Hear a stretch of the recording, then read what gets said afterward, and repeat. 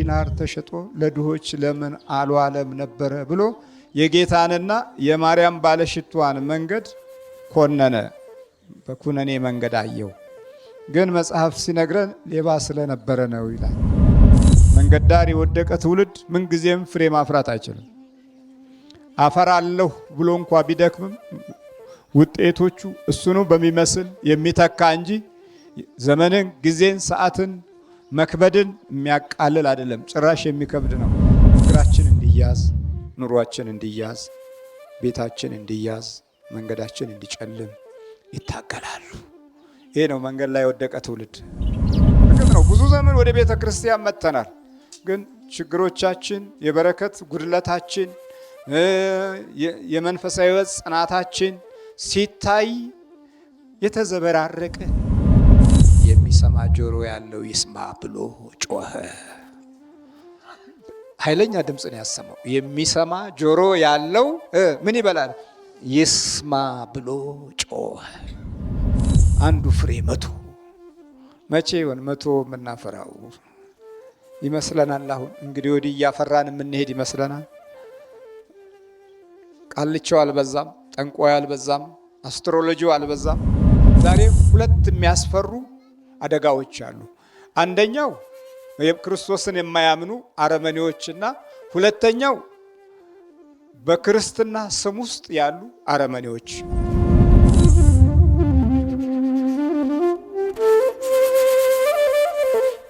በስመ አብ ወወልድ ወመንፈስ ቅዱስ አሐዱ አምላክ አሜን። አባቶች፣ ካህናት፣ መነኮሳት፣ ዲያቆናት ሁላችሁም የእግዚአብሔር ቤተሰቦች እንደምን አደራችሁ? ልዑል እግዚአብሔር ዛሬም ዘወትርም ለዘላለም ስሙ የተመሰገነ ይሁን። ለእናንተ የእግዚአብሔርን መንግሥት ምስጢር ማወቅ ተሰጥቷችኋል። ከ258 በላይ ከተነገሩት ተስፋዎች መካከል እግዚአብሔር አምላክ ለሰው ልጆች የሰጠውን ታላቅ የሆነ የቸርነቱንና የሰማይ መንግስቱን ምስጢር መካከል ይሄኛው ዋነኛው ክፍል ነው። ለደቀ መዛሙርቱ ለየት ያለ ሕይወት፣ ሐሳብ፣ ፍቅርና መንፈሳዊ ስጦታ እንዳለው ከገለጸበት ቦታ ውስጥ አንደኛው የቅዱስ ሉቃስ ወንጌል ምዕራፍ 8 ከቁጥር 1 ጀምሮ ያለው የእግዚአብሔር የምስራች ድምፅ ነው።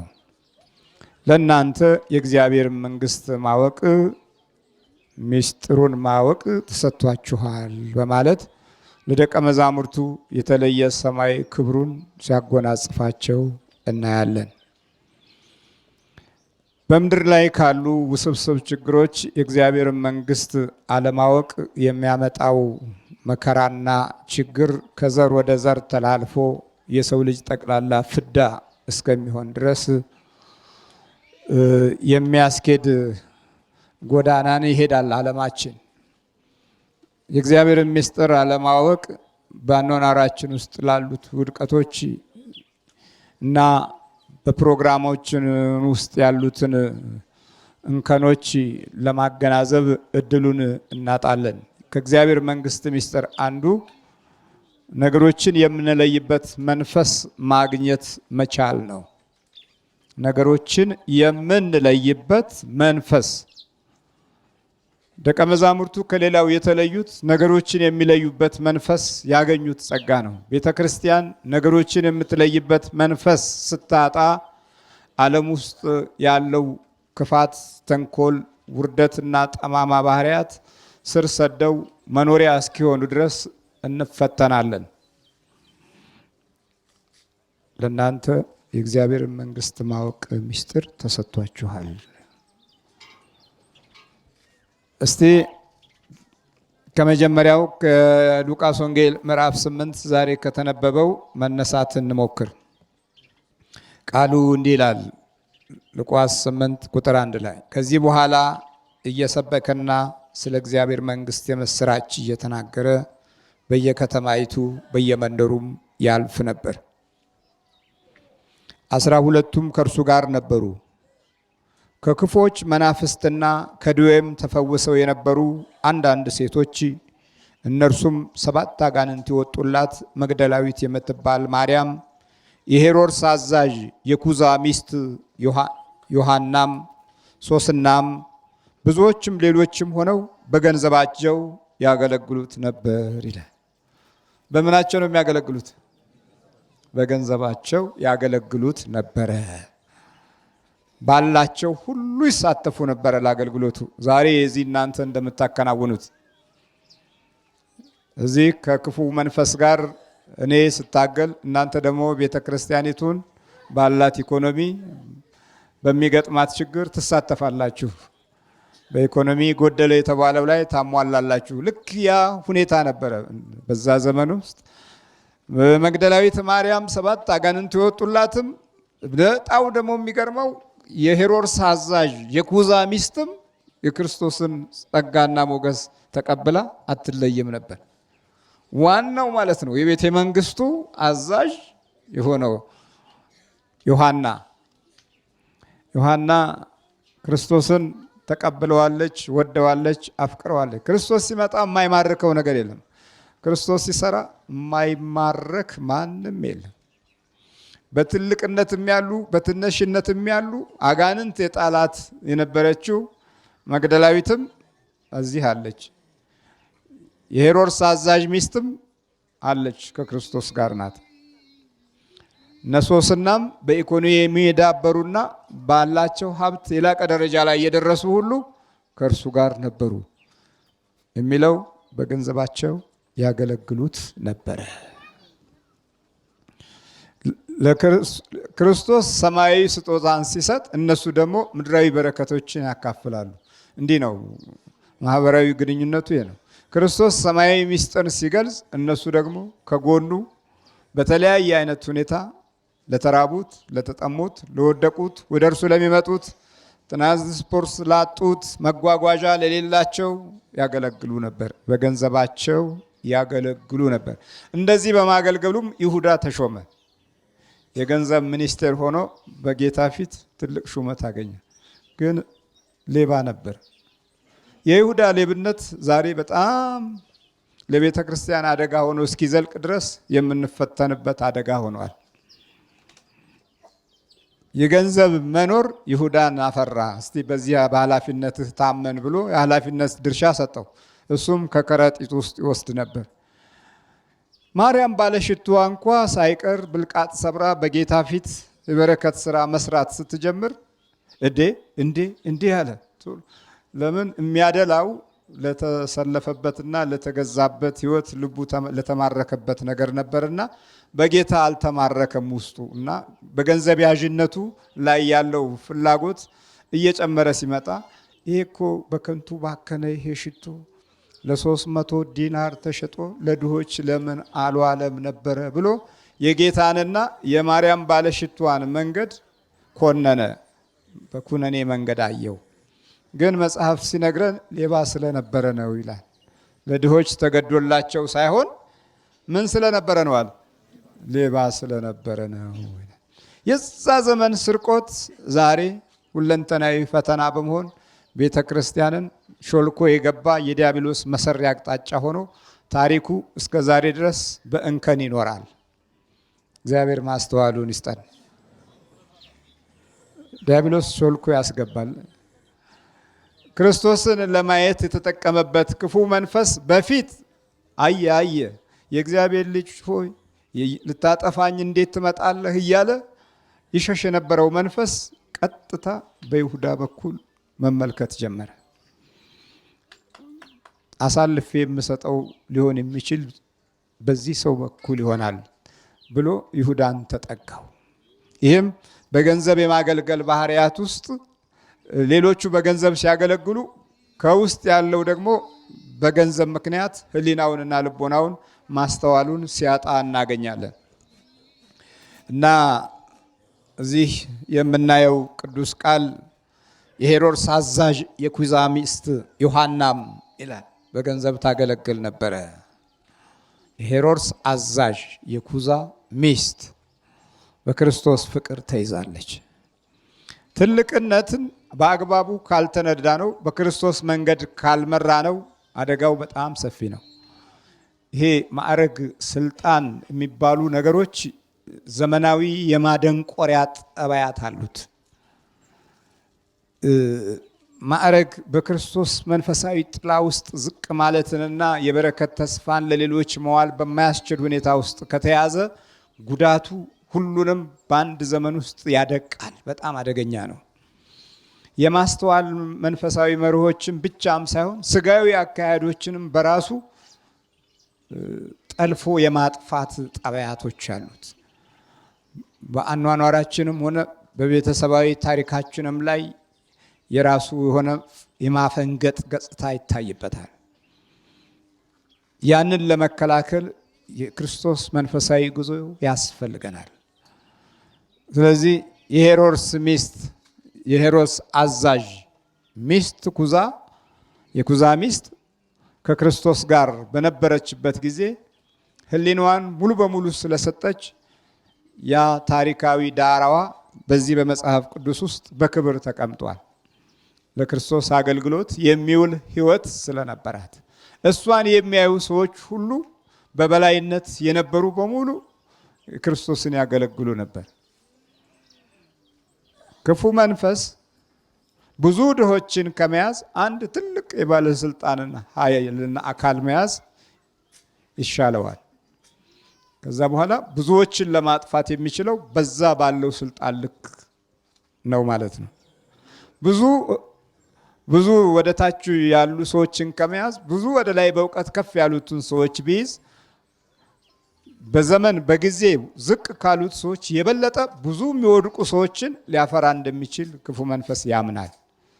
ስለዚህ ስትራቴጂው ይህን አይነት አካሄድ ስለሚሄድ ክርስቶስም ደግሞ ወደ ላይ ካሉት ውስጥ አንዷን ከሄሮድስ አዛዥ ከሆነው የኩዛ ሚስት መለወጥ በመንፈሳዊው ሂደት ውስጥ ብዙ ጊዜ የበረከት ስራዎች እንዲገለጡና እነከሌም እኮ እዛ ውስጥ አሉ እንዲባል መንፈሳዊ አገልግሎቱና መንፈሳዊ ምስራቹ በሌሎች አድማጮችም ዘንድ የተከበረ ቦታ እንዲኖረው የማድረግ ሰውኛው ማካሄድም አለው። በሌላ በኩል የኩዛ ሚስት ለእግዚአብሔር ክብር ተጠርታ ነው። በሷ መጠራት ደግሞ ሌሎችም ሕይወታቸውን ለክርስቶስ ይሰጣሉ። ስለዚህ በገንዘብ ያገለግሉ ነበር። ብዙ ሕዝብም በተሰበሰቡ ጊዜ አለ። አሁን ሁሉም ተሰብስቧል። በተሰበሰበ ጊዜ ከከተማዎቹ ሁሉ ወደ እርሱ በመጡ ጊዜ በምሳሌ እንዲህ ሲል ተናገራቸው። ዘሪ ዘሩን ሊዘራ ወጣ። ሲዘራም አንዳንዱ በመንገድ ዳር ወደቀ፣ ተረገጠም፣ የሰማይ ወፎችም በሉት አለ። ሌላው በአለት ላይ ወደቀ፣ በበቀለም ጊዜ እርጥበት ስላልነበረው ደረቀ። ሌላውም በእሾህ መካከል ወደቀ፣ እሾሁም አብሮት በቀለና አነቀው። ሌላውም በመልካም መሬት ላይ ወደቀ፣ በበቀለም ጊዜ 100 እጥፍ አፈራ። ይህንም በተናገረ ጊዜ የሚሰማ ጆሮ ያለው ይስማ ብሎ ጮኸ ይላል። እነዚህ የሰው ልጅ ልቦች ናቸው። ስንት ልቦች አሉ ማለት ነው? መንገድ ላይ ያለ ልብ ሁሌ መንገደኛ፣ ግን አንድ ቀን ተሳክቶለት የማያውቅ፣ ሁሌ የማያርፍ፣ ሁሌ ሰላም የሌለው፣ ሁሌ ተጓዥ፣ ሁሌ አትራፊ፣ ሁሌ ነጋዴ፣ ሁሌ ባዛኝ፣ ሁሌ አገር ቀያሪ፣ ሁሌ መሬት ርስት ቦታ እርሻ አገለባባጭ፣ ከቦታ ቦታ ከሀገር ሀገር የሚኳትን፣ እንዲሁም ሆኖ ደግሞ አንድ ቀን እረፍት ሳያገኝ በወጣበትም የሚቀር ጥቂት አይደለም። መውጣትን ያስለመደው መንፈስ በወጣበት ቀልጦ ተስፋ ቆርጦ ተበትኖ ወርዶ ታች ዝቅ ብሎ አይ ዘመድ ምን ያደርግልኛል አሁን እንግዲህ ወዲህ ባያዩኝ ይሻላል ብለው በየጥጋጥጉ በየመንገዱ የእብድ ጨርቅ ለብሰው ተስፋ ቆርጠው በፊት አሉ የሚባሉ ስንት የምታውቋቸው ዛሬ ወጥተው የቀሩ ጥቂቶች አይደሉም። የመንገድ ዳር ኑሮ፣ የመንገድ ዳር ጉዞ፣ የመንገድ ዳር ተክል፣ የመንገድ ዳር ፍሬ። ዘሪ ሊዘራ ወጣ፣ አንዱ መንገድ ላይ ወደቀ፣ ወፎችም መጥተው በሉት። ተረገጠም ይላል። ይኸው ተረገጠ እኮ ነው የሚለው። ዘሪ ሊዘራ ሲዘራም አንዱን በመንገድ ዳር ወደቀ፣ ተረገጠም፣ የሰማይ ወፎችም በሉት። መጀመሪያ ምን ሆነ ነው የሚለው? ተረገጠ። ለምን? ለም አፈር አላገኘም። ለም ጊዜ፣ ለም ሰዓት፣ ለም ወቅት አልነበረው። በታሪክና በእምነት የተገነቡ ጊዜዎችና ሰዓቶች አልነበሩትም። መንገድ ዳር ስለተዘራ፣ መንገድ ዳር ስለወደቀ ተረገጠ። መጀመሪያ ዝም ብሎ ማንም ረገጠው። ማንም ነው የሚያልፍበት። እንዲህ ነው እኮ ከእግዚአብሔር የተለየ ሕዝብ ገና ሲዘራ ከዘሩ ጀምሮ መንከራተት ያልተለየው ትውልድ ሆኖ ይጸነሳል። እረፍት በሌለበት ጠብ በተሞላበት ልብና ሕሊና ይወለዳል። ከዛ በኋላ የፍሬነት ገጽታው ወደዚህ ዓለም ብቅ ሲል ወፍ የሚለቅመው ማንም የሚረግጠው ይሆናል። ይኸው አይነ ጥላው ረግጦናል እኮ ተረገጠ። ወፍ ለቀመው። ከሰማያት የወረደው ክፉ መንፈስ ሰይጣን ዛሬ አብሮን እየተጸነሰ አብሮን እየኖረ ዛርና ውቃቢ የሆነ ይኸው ሲጫወትብን ነው የምናየው። ፍሬ ማፍራት አልተቻለም። መንገድ ዳር የወደቀ ትውልድ ምንጊዜም ፍሬ ማፍራት አይችልም። አፈራለሁ ብሎ እንኳ ቢደክምም ውጤቶቹ እሱኑ በሚመስል የሚተካ እንጂ ዘመንን፣ ጊዜን፣ ሰዓትን፣ መክበድን የሚያቃልል አይደለም። ጭራሽ የሚከብድ ነው። ተረገጠ የሚለው እኮ ይኸው ተጫነው ነው እኮ።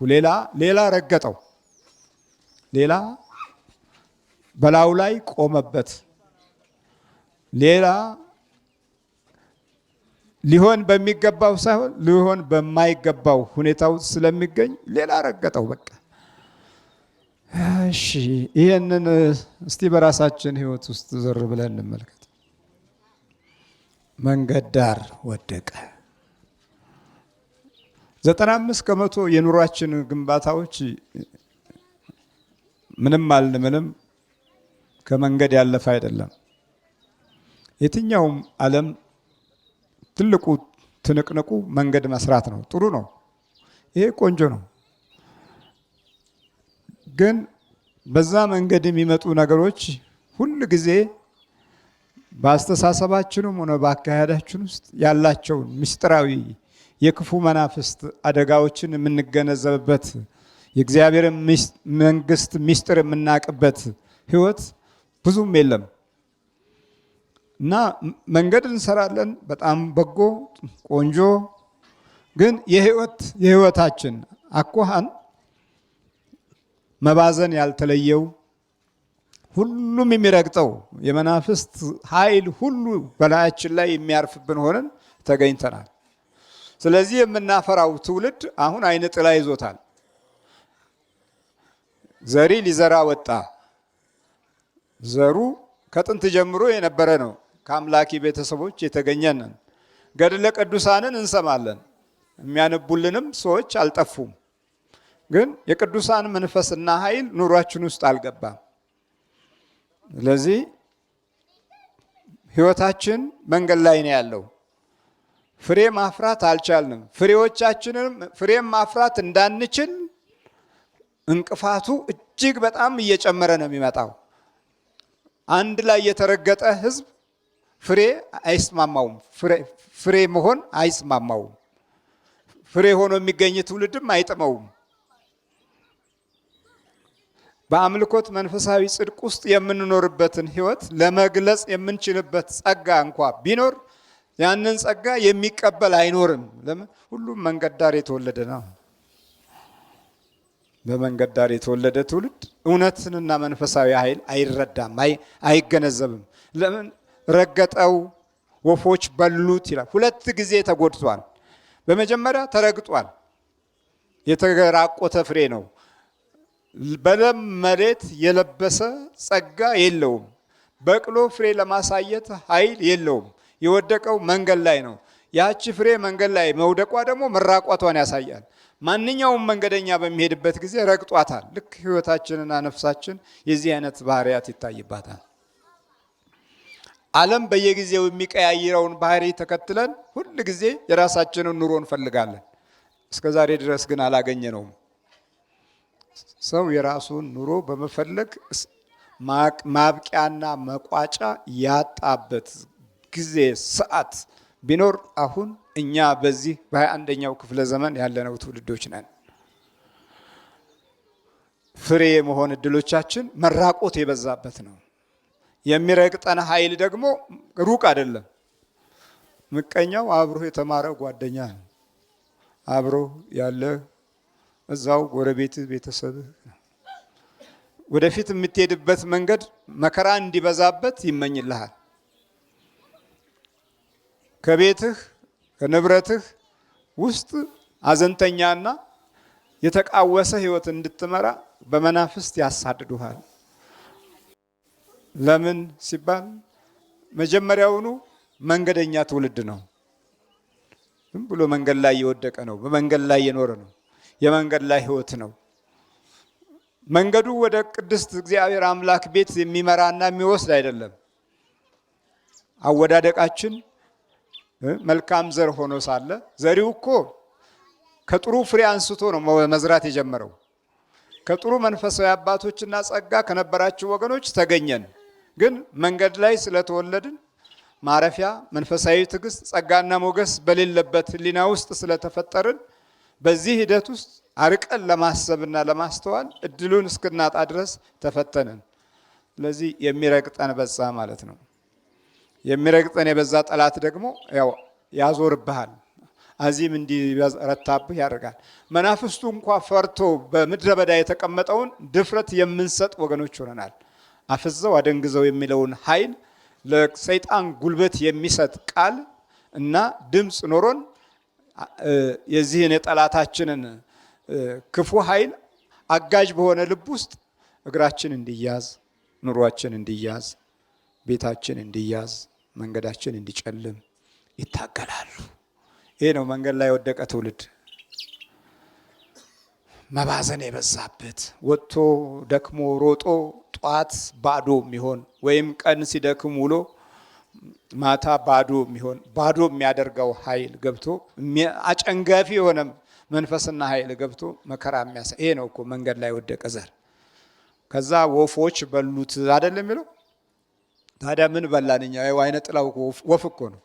ይሄ ቡዳው ወፍ እኮ ነው። ዛሩ እኮ ወፍ ነው። ውቃቢው እኮ ወፍ ነው። ከሰማይ የወደቀ መንፈስ ነው። ባለክንፍ እኮ ነው። ወፎች የሰማይ ወፎች በሉት። እድሉ ከሰማይ የነበረ የአየር አጋንንት እኮ ማለት ነው። የሰማይ ወፎች በሉት። ሲበሉት ደግሞ ምን ሆነ ማለት ነው? ሌላ ፍጥረት ውስጥ ዘርነቱን ለቆ ገባ፣ ተበላ።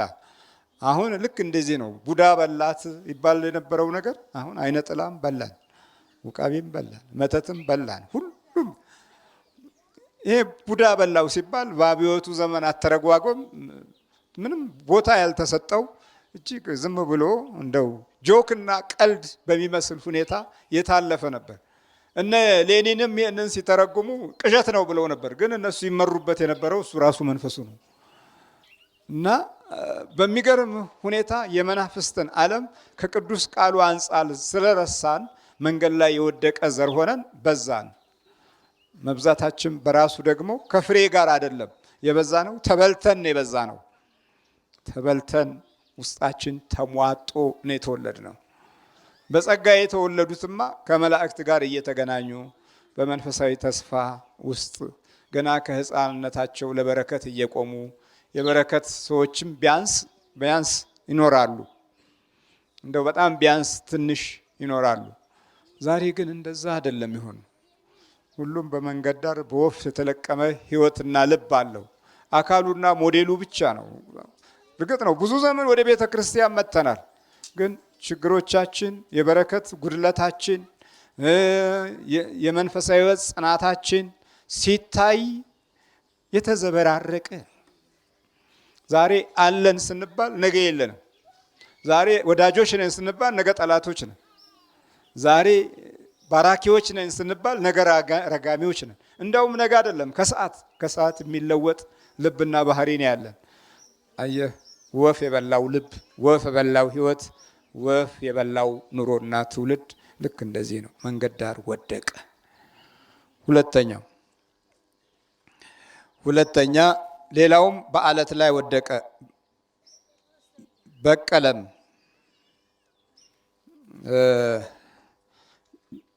ለጊዜው እርጥበት ስላልነበረው ደረቀ። ይሄም ልብ ነው። ምን ላይ ወደቀ አለ? አለት ላይ።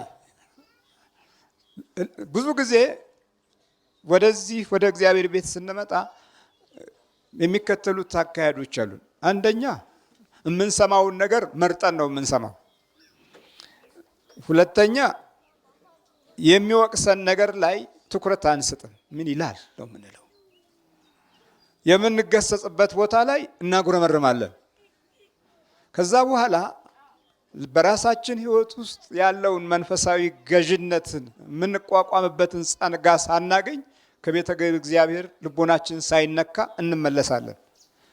ከዚህ የተነሳ የህሊና አለት ውስጣችን ስለሚኖር የእግዚአብሔር ኃይል ያንን ሰብሮ የሚያልፍበትን ፍሬ ወይም የሚበቅልበትን ፍሬ ያጣል እና እድሜ ልካችንን አመታቱን በሙሉ እንመላለሳለን። ይሄ አለት የሆነ ልብ ነው። እግዚአብሔር በቃሉ በኩል ያልነካውና ያልዳበሰው ልብ ነው። እንዲዳበሰው ፈቃደኛ አልሆነም። ከውስጥ በኩል እንደ አለት የጠጠረ ያስተሳሰብ ጠባይና የተጎረባበጠ ባህሪያት ስላለው ያ የእግዚአብሔር ቃል በምርጫ የምንሰማ ስለሆነ የምናንጓልለው ነገር ስለሚበዛ ዋጋ ወደፊት ሆኖ በበረከት አይገለጥም። ስለዚህ ወዲያው ደረቀ ይላል። ከጎርጎርዮስ ዘመን ጀምሮ እዚህ የሚመላለሱ ሰዎች አሉ። በሬዲዮ አቢሲኒያ እዛ ደግሞ አሜሪካ ሰምተው መናፍስቶቻቸውን አሳደውና አባረው ትእዛዝ ሰጥተው በበረከት የቆሙ ሰዎች አሉ። እንግዲያው የትኞቹ ናቸው ቅርብ ያሉት? የት ያለው ነው ቅርብ ያለው? እዚህ ያለው አይደለም። እንዴት ነው የሚጸለየው ይሉኛል እስካሁን ድረስ። እንዴት ነው የሚሰገደው? እንዴት ነው እሱ? በምን ሰዓት ነው የሚጸለየው? ሲማሩ ኖረው የልብ አለት ማለት እኮ ይሄ ነው። እንዴት ነው መንፈስን መቆጣጠር የምንችለው? እንደገና 20 ዓመት ሙሉ የሚጠይቁኛል። 20 ዓመት ሙሉ ጥያቄ። አለት የሆነ ልብ ማለት ይሄ ነው። ዘሪው ሊዘራ ወጣ፣ በአለት ላይ ወደቀ፣ እርጥበትም ስላልነበረው ወዲያው ደረቀ ይላል። በዚህ ድርቀት ውስጥ ኑሯችንም፣ ጊዜያችንም፣ ዘመናችንም፣ ሰዓታችንም አልፎም ተርፎ ታሪካችንም ጭምር ይደርቃል። የደረቀ ትውልድ፣ የደረቀ ፍሬ ነገ ሊያፈራ ያልቻለ። በዚህ ድርቀት ውስጥ የሚወለዱ ልጆች ደግሞ የመጀመሪያው የሚያጠፉት የለመለመውን እርሻ ነው፣ ቆንጆውን ቦታ ነው፣ ቆንጆውን ስፍራ ነው። አይወዱማ። የለመለመ ፍሬ የሚያፈራ ቦታ ላይ አለመወለድም በራሱ ሌላ ችግር አለው። ሶስተኛው ዘር ሌላው በእሾህ መካከል ወደቀ፣ እሾሁም አብሮ በቀለና አነቀው። በእሾህ መካከል አለ። አመል ነው ይሄ። አመል፣ ሱስ፣ ነገር፣ ጠብ፣ ቂም፣ ትችት፣ ተቃውሞ የለመደ ልብ እሾህ ነው። የእግዚአብሔር ቃል ሲመጣ ያንቀዋል፣ ፍሬ አያፈራም። ፍሬ የማፍራት ኃይል አይኖረውም። አመለኛ ሰው አመሉን ሲያስተናግድ በመካከሉ የሚበላሽበት የእግዚአብሔር ቃል ፍሬ ያመልጠዋል። ለአመሉ መስዋዕትነትን ሲከፍል ፍሬ አልባ በሆነ መንገድ ውስጥ ኖሮ ዘመኖቹን በሙሉ በረከት አልባ በሆኑ እጆች ይመራዋል። ሲደክም ኖሮ ሲሮጥ ኖሮ ተመልሶ የሚያዝነው በደከመበትና በረጦበት ኑሮ ላይ ነው። አየህ፣ እሾሁ አብሮት አድጓል። አይነ ጥላው አብሮት አድጓል። ክፉ ኃይል አብሮት አድጓል። እሾህ ነው እሱ። የዘመናችን ምቀኞች የእያንዳንዳችን መንገድ እንዲበላሽ እየሳቁና ደስ እያላቸው ወደ ሕይወታችን ቀርበው ጥፋታችንን ማየት የሚፈልጉ ሁሉ የሚረኩት በዚህ አብሮ ባደገው እሾህ መንፈስ በኩል ነው። ክፋት ካልሰሩ ይታመማሉ፣ ተንኮል ካልፈጸሙ ይታመማሉ። በረከቶቻቸው ማዘቅዘቅ ሲጀምሩ ወደ ተንኮል ይሮጣሉ። በተንኮል ውስጥ የሚገነቡት ኑሮ ስላለ አንተን መከራ ያሳዩሃል። በራሱ ክፋትን እንደ ስራ አድርገው የሚይዙ እሾሆች ከጎናችን እንዳይርቁ የሚያደርገው የባህሪያችን መልካምነት በመንፈስ ቅዱስ አለመታየት ነው። እየሰማችሁ ነው? ሞገስ የለንም። የእግዚአብሔር ጸጋና ሞገስ ክፎችን የሚያርቅ ኃይል የለም። ለምን አስማት ነው መተት ነው እያለ ዳርዳሩን የሚዞረው መጥቶ ለምን አይነግረኝም? እስቲ የእግዚአብሔር ኃይል እና የሚያወራው ሰው መካከል ያለው ልዩነት በጣም እየጨመረ የሚመጣው የእግዚአብሔር ኃይል ነው። የክፋት ኃይል ወይ ጨለማ ቤት ወይም ለብቻ ወይም ደግሞ በተገለለ መንገድ ነው። ይሄ የወሬ ድለቃው ማለት ነው እንጂ ግልጽ በሆነ መንገድ የስንት ዘመን ይኸው የኔ አስማት አይቆምም እንዴ? የኔ መተት አይቆምም እንዴ? የኔ ሟርት አይቆምም? የኔ ጠንቋይ መሆን አይቆምም? ለዛውም ደግሞ በአብያተ ክርስቲያናት አንጻር ሲታይ በሄድኑበት ቦታ ሁሉ ቤተ ክርስቲያኑ የጠንቋይ ቤተ ክርስቲያን ነው እንዴ? ለምን ታዲያ? ለምንድን ነው ይሄ? የመንፈስ ልዩነት ሲኖር ነው። ያ የመንፈስ ልዩነት ደግሞ በጓዳ የምናወራውና በገሃድ የምናወራው መካከል እውነቱ መውጣት እኮ ነበረበት። እኔ እውነት ነው ብዬ እያለሁ አይ እውነት አይደለም ካልክና በቃ እኮ ይሄው እኮ ነው አለቀ። ሌላ ነገር የለም እኮ። እሾሁ አነቀው። ማነቅ አይችልም የእግዚአብሔርን ኃይል። ይቻላል እንዴ? ለምን? በሾህ መካከል ውስጥ የእግዚአብሔር ኃይል እንዲያልፍ መጀመሪያ እሾሁን መንቀል አስፈላጊ ጉዳይ ነው። እና ዘሪው ሊዘራ ወጣ፣ እሾህ መካከል ወደቀ፣ አብሮት አነቀው። ካነቀው በኋላ ፍሬ አያፈራም። እንዴት አንቀን የወለድናቸው ልጆች እስካሁን ድረስ ለሕይወታችንም ለታሪካችንም ኪሳራዎች ሆነዋል። አስቡ በደንብ ምን ያህሉን እንደከሰርን። በትውልድም ከስረናል። ነጋዴ ሲከስር ብቻ ነው እንዴ ነው ከሰረ የሚባለው? የትውልድም ኪሳራ አለ እኮ። ይኸው እሾህ አነቀው እኮ ነው የሚለው። በትውልድ መክሰር ማለት ምንድን ነው? በአመልና በሱስ የወደቀ አርቆ ለማሰብ እድሉን ያጣ እናት አባቱን የሚጦርበት መንፈሳዊ ጸጋና ኃይል ከውስጡ ገና የሌለ በመናፍስት ተዘርፎ ውስጡን አጥቶ የሚንገላጀጅና የሚንከረፈፍ ትውልድ አይደል ያለው? ይሄ እኮ ነው። ብዙ ከርፋፋዎች ከተማውን ሞልተውታል። የተንሻፈፉ ተፈጥሯዊ የነበረ ስጦታቸውን አጥተው እግራቸው የተወለጋገደ እናት በጥሩ ሁኔታ አሳድጋ መንሻፈፍን መርጠው የሰውነት ቅርጾቻቸውን ያዛቡ ሱሪያቸውን ሁሉ ወደ ታች ጣሉ። አሁን ፋሽን ነው ተብሎ ብዙ ወላፎና ካቤላ ሰዎች ታያላችሁ። ካቤላ ምንድን ነው ታውቃላችሁ?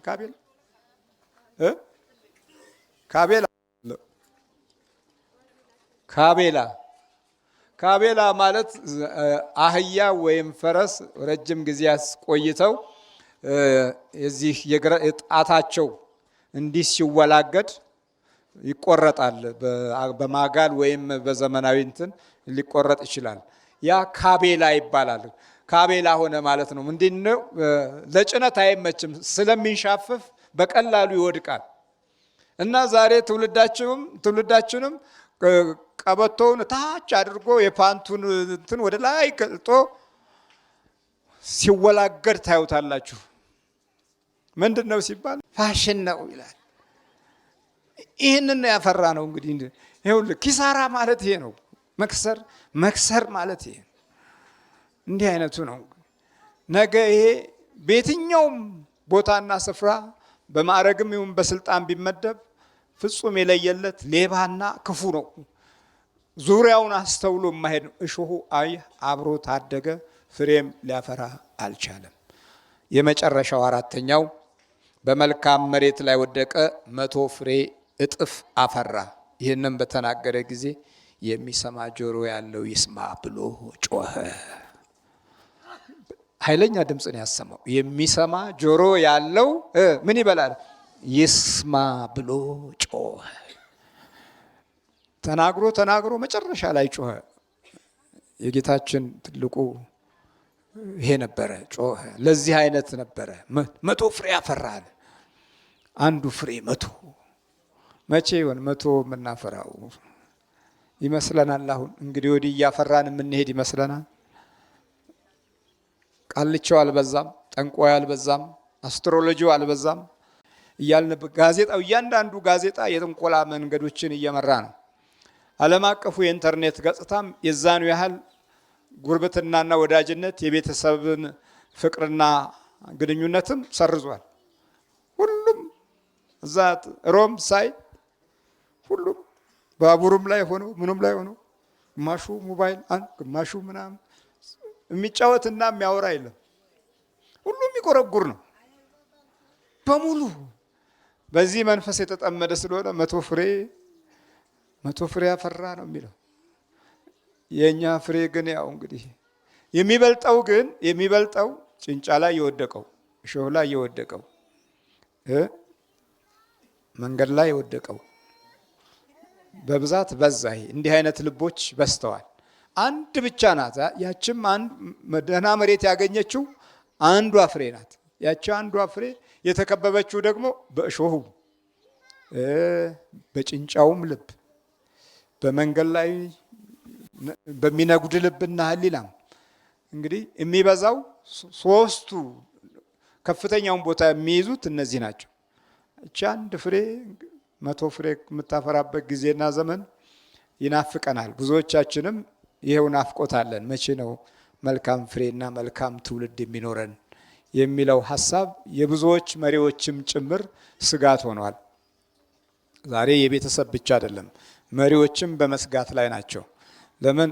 ዓለም አቀፍ የሆነ ድቀትና ውድመት ላይ ነው ያለ ነው። የመናፍስቱ አገዛዝ ራሱን ዘመናዊ ያርጎ አሻሽሏል። የዛሬ 20 እና 40 50 ዓመት የምናስበው ሐሳብ ዛሬ የለም። የዛሬ 60 ዓመት የነበረው ባህሪያችንና ጠባያቶቻችን ዛሬ የሉም።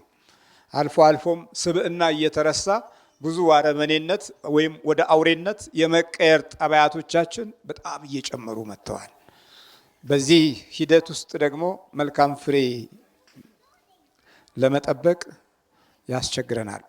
ሁላችንም ወደ እግዚአብሔር ካልተመለስን፣ በክርስቶስ ስጋና ደም ካልታተምን፣ በመንፈሳዊ ጸጋ ሞገስ ውስጥ ካልኖር በእውነት እነዚህ የሾህነትና የጭንጫነት ጠባይ እንደውም የሚጀምሩት ከቤተ እግዚአብሔር ነው፣ ከውጪ ከአረማውያን ብቻ አይደለም። ዛሬ ሁለት የሚያስፈሩ አደጋዎች አሉ። አንደኛው ክርስቶስን የማያምኑ አረመኔዎችና ሁለተኛው በክርስትና ስም ውስጥ ያሉ አረመኔዎች ማለት ነው። ሁለት አረመኔዎች ተጨምረውብናል። በፊት የምንሰጋው ያን ክርስቶስን የማያምነውን ነው። አሁን የምንሰጋው ደግሞ የራሳችን ክርስቲያኖችን ነው፣ የራሳችን ሰዎችን ነው የምንሰጋው። ስለዚህ ልክ ሃይማኖት ዘመኑ እየጨመረ ሲመጣ በሃይማኖትም ውስጥ አረመኔዎች ይፈጠራሉ፣ አረመኔዎች ይገኛሉ። አመን ባሉበት ቦታ ላይ የሚገኙ የሚያደርጉትና የሚያከናውኑት የሚናገሩትና የሚያወሩት ግን አረማውያን የማይናገሩትንና የማያወሩትን ነው። ስለዚህ ሁለት ወጥመድ አለብን። 100 ፍሬ እንኳን ልናፈራ የታነቅንበት እሾህና የወደቅንበት ጭንጫ፣ ወፍ የለቀመንና የተረገጥንበት የህይወት አይነ ጥላ በጣም እየጨመረ መጥቷል። ስለዚህ እግዚአብሔር አምላክ በምሕረቱ ጎብኝቶ የመንግስቱ ወራሾች እንድንሆን እግዚአብሔር አምላካችን ያብቃን። አሜን።